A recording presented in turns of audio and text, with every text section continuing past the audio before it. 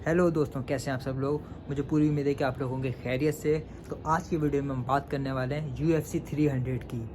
डैना white ने already announce कर दिया है कि UFC 300 जो है वो साल का सबसे बड़ा इवेंट होने वाला है। और हमें इससे पहले भी पता है कि UFC 100 हमने देखी, फिर UFC 200 हमने देखी थी, जिसके अंदर सुपर मेगा फाइट्स हुई थी और फर्स्ट टाइम येलो ऑक्टागन भी बनाया गया था।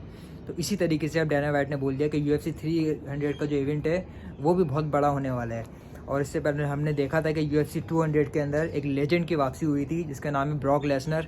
और वो अपने रिटायरमेंट वापसी लेके आए थे और उन्होंने मार्क हंट से फाइट लड़ी थी। और UFC 300 की सारी फाइट्स अगर आप उठा के देख रहे हैं, प्रीलियम कार्ड से लेके मेन कार्ड तक सारी की सारी सुपर मेगा फाइट्स थी। तो इसी तरीके से UFC 300 में भी ऐसा ही कुछ होने वाला है। डैना वाइट ने ऑलरेडी अनाउंस कर दिया है, लेकिन मसला ये है कि अभी तक UFC 300 का मेन इवेंट अनाउंस नहीं हुआ है। तो उसी पे हम बात करने वाले हैं कि फ़ाइट फैंस क्या एक्सपेक्ट कर सकते हैं कि UFC 300 के अंदर किसकी फ़ाइट होने वाली है। तो ज़्यादातर थ्योरीज जो आ रही हैं वो एक्चुअली होता ये है कि UFC 300 के अंदर लोग एक्सपेक्ट करते हैं 3 टाइटल फाइट्स होंगी। मेन इवेंट भी टाइटल का होगा, को मेन इवेंट भी टाइटल का होगा, और उससे पहले जो फाइट होती है वो भी टाइटल की होगी। 3 अलग अलग वेट क्लासेस के टाइटल मैचअप्स होंगे। या तो लोग ये एक्सपेक्ट करते हैं फाइट फैंस, या फिर एक्सपेक्ट करते हैं कि कोई ऐसी सुपर मेगा फाइट होगी कि कोई ऐसा रिटायर्ड लेजेंड फाइटर वापसी आके दोबारा अपना कमबैक करेगा। तो लोगों ने ये एक्सपेक्ट किया होता है कि जैसे ब्रॉक लेसनर वापसी आया था UFC 200 के अंदर, इसी तरीके से UFC 300 के अंदर कोई वापसी आए। तो अब मसला ये है कि UFC 200 के 300 जो होने वाली है, अब लोग कह रहे हैं कि उसके अंदर 3 टाइटल फाइट्स होनी चाहिए।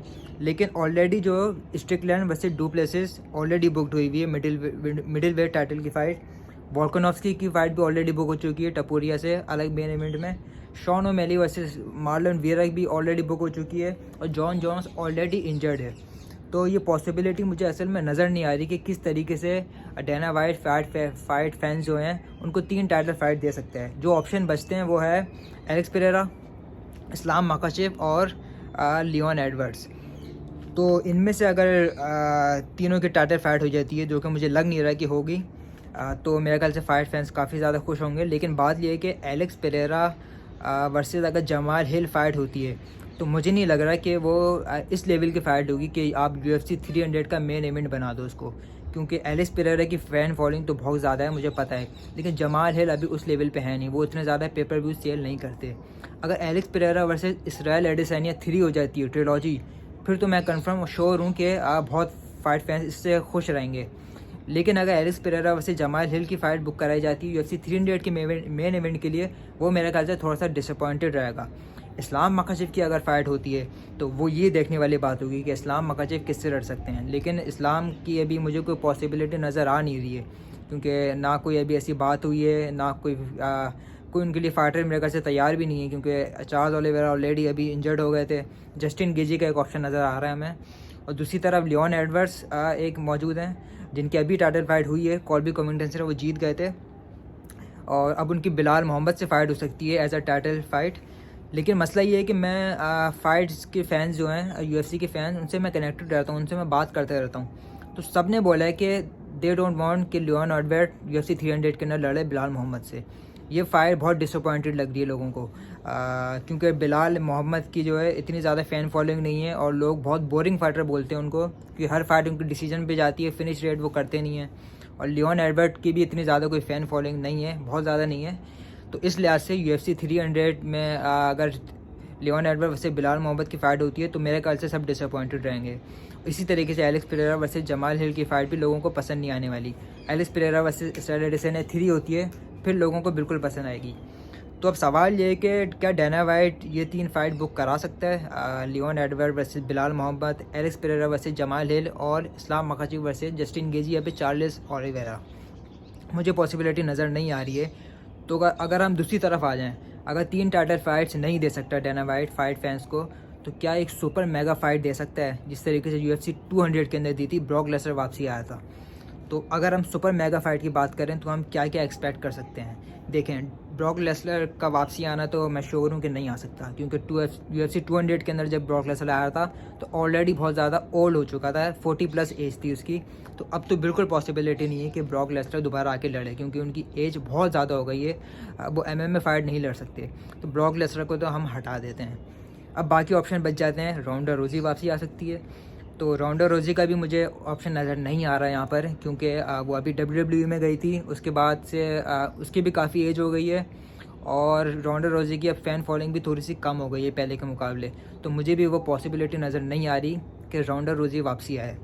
अब बचते हैं कि खबीब नुरमागोमेदोव, क्या खबीब वापसी आ सकते हैं UFC 300 के लिए? ये एक बहुत अच्छा सवाल है। अगर खबीब वापसी आ जाते हैं तो गाइस बहुत मेगा इवेंट होने वाला है और मतलब सब पागल हो जाएंगे इस फाइट के लिए। लेकिन बात वहीं आके अटक जाती है कि खबीब ने ऑलरेडी अपनी मदर से, अपनी जो उनकी वालदा हैं, उनसे प्रॉमिस किया था कि वो कभी भी फ़ाइट नहीं लड़ेंगे। तो खबीब का भी यहाँ पर आना मुश्किल लग रहा है। जॉर्ज सेंट पियर, UFC के लेजेंड, हॉल ऑफ फेमर, वो भी वापसी आ सकते हैं क्योंकि वो बहुत ज़्यादा फिट हैं। मैं उनका इंस्टाग्राम देखता रहता हूँ, वो अभी भी ट्रेनिंग कर रहे हैं और जो उनकी फ़िज़िक्स है अभी भी बहुत ज़्यादा ब्रिलियंट उनकी फ़िज़िक है, बॉडी बहुत अच्छी बनी हुई है उनकी, ट्रेनिंग करते हैं वो। लेकिन मसला ये है कि जॉर्ज सेंट पियर भी अभी थोड़े दिन पहले इंजर्ड हो गए थे और वो भी एक सर्जरी से गुजर रहे हैं, तो जॉर्ज सेंट पियर का आना भी मुश्किल है। अब ऑप्शन बच जाते हैं कॉनर मैकग्रेगर, नेट डियाज और होरे मास्विडल। ये 3 बड़े नाम हैं जो कि अगर वापसी आते हैं तो बहुत बड़ा मेगा इवेंट फाइट फैंस के लिए ला सकते हैं। लेकिन कॉनर मैकग्रेगर ने थोड़े दिन पहले ऑलरेडी बोला है कि वो माइकल चैंडलर से लड़ रहे हैं इंटरनेशनल फाइट वीक के अंदर, जो कि होता है जून के अंदर, और UFC 300 अप्रैल के अंदर आ रही है। तो अगर ये बात सच है, कॉनर मैकग्रेगर वाकई फाइट वीक के अंदर लड़ना चाह रहे हैं माइकल चैंडलर से, तो अनफॉर्चुनेटली हमें कॉनर मैकग्रेगर भी नज़र नहीं आने वाले UFC 300 के अंदर। लेकिन कॉनर मैकग्रेगर एक बहुत मास्टरमाइंड है, हो सकता है वो सिर्फ माइकल चैंडलर को तंग करने के लिए, टीज़ करने के लिए ये बातें कर रहे हो कि वो फाइट वीक में लड़ना चाहेंगे माइकल चैंडलर से, क्योंकि उनका काफ़ी टाइम से चल रहा है।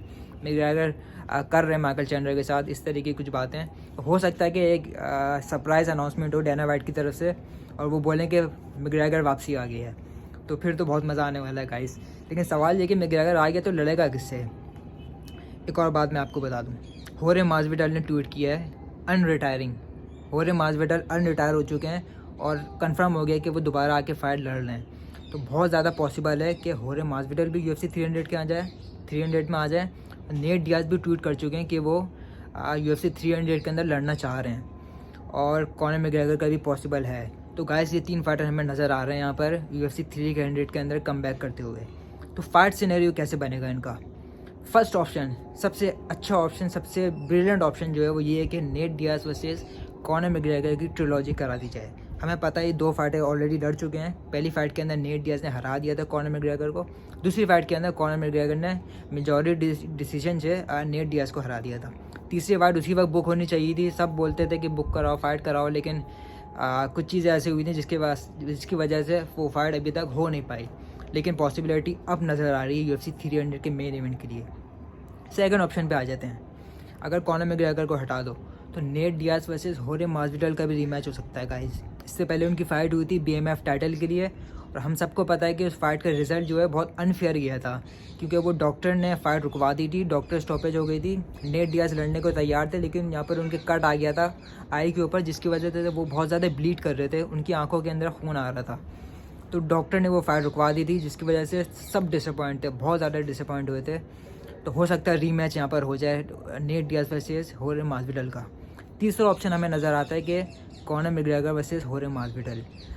ये फाइट पहले भी इसके बारे में बहुत बार बात हो चुकी है। जब मास्विडल BMF टाइटल जीते थे नेट डियाज को हरा के, सब बोल लेते कि कॉनर मैकग्रेगर वर्सेस मास्विडल की फ़ाइट होनी चाहिए, लेकिन सिनेरियो कुछ ऐसे बने थे कि वो फाइट भी नहीं हो पाई थी।